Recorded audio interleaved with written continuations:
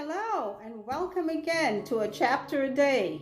We are so caught up. Today's the 11th and I will be reading chapter 11 of Genesis.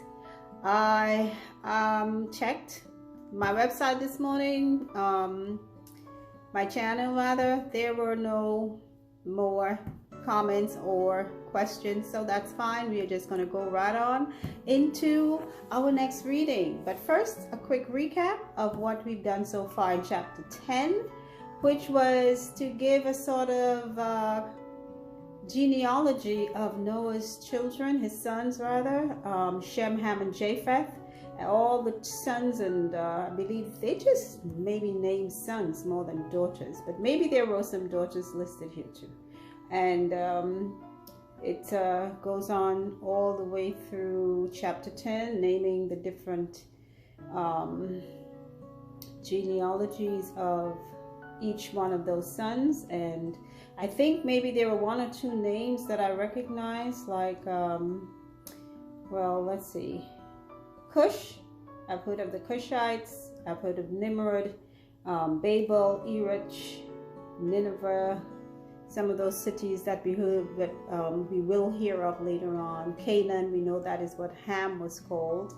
I've heard of Gomer, not sure if that was male or female. But some of the names we will hear later on, not sure if it's any relation to these that are mentioned here. But as we go along, I guess we can pick up on some of those names. And if we do have any affiliations that anyone knows of, hey, shoot me a text and let me know. Hey, I recognize this name and that's part of whatever city or tribe or whatever. So we have all of Noah's sons' families listed in chapter 10. So let's go on to chapter 11. And the whole earth was of one language and of one speech.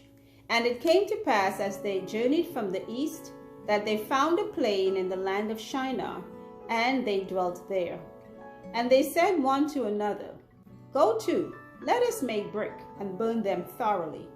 And they had brick for stone, and slime had they for mortar.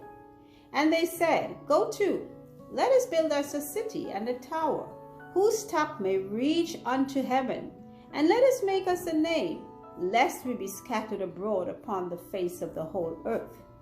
And the Lord came down to see the city and the tower which the children of men builded. And the Lord said, Behold, the people is one, and they have all one language, and this they begin to do. And now nothing will be restrained from them, which they have imagined to do. Go to, let us go down, and there confound their language, that they may not understand one another's speech. So the Lord scattered them abroad from thence upon the face of all the earth, and they left off to build the city. Therefore is the name of it called Babel, because the Lord did there confound the language of all the earth, and from thence did the Lord scatter them abroad upon the face of all the earth. These are the generations of Shem. Shem was 100 years old, and begat Arphaxad, 2 years after the flood. And Shem lived after he begat Arphaxad 500 years, and begat sons and daughters. And Arphaxad lived 35 years, and begat Salah. And Arphaxad lived after he begat Salah 403 years, and begat sons and daughters. And Salah lived 30 years, and begat Eber. And Salah lived after he begat Eber 403 years, and begat sons and daughters. And Eber lived 34 years, and begat Peleg. And Eber lived after he begat Peleg 430 years, and begat sons and daughters. And Peleg lived 30 years, and begat Reu. And Peleg lived after he begat Reu 209 years, and begat sons and daughters. And Reu lived 32 years, and begat Serug. And Reu lived after he begat Serug 207 years, and begat sons and daughters. And Serug lived 30 years, and begat Nahor.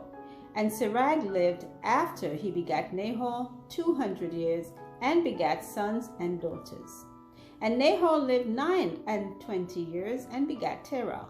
And Nahor lived after he begat Terah 119 years, years and begat sons and daughters. And Terah lived 70 years and begat Abram, Nahor, and Haran. Now these are the generations of Terah. Terah begat Abram, Nahor, and Haran begat Lot. And Haran died before his father Terah in the land of his nativity, in Ur of the Chaldees. And Abram and Nahor took them wives. The name of Abram's wife was Sarai, and the name of Nahor's wife Milcah, the daughter of Haran, the father of Milcah and the father of Iscah. But Sarai was barren, she had no child. And Terah took Abram his son, and Lot the son of Haran, his son's son, and Sarai his daughter-in-law, his son Abram's wife. And they went forth with them from Ur of the Chaldees to go into the land of Canaan. And they came into Haran and dwelt there. And the days of Terah were 205 years, and Terah died in Haran. So we got a little insight into what is coming, because we heard some names mentioned that we may recognize, like Abram and Sarai and Lot. So until then, that's the end of chapter 11 of Genesis. Once again, I did it on time. It's still daylight, as you can see behind me. Once the staircase looks bright and you can see everything clearly, it's without any artificial light, so that's perfect.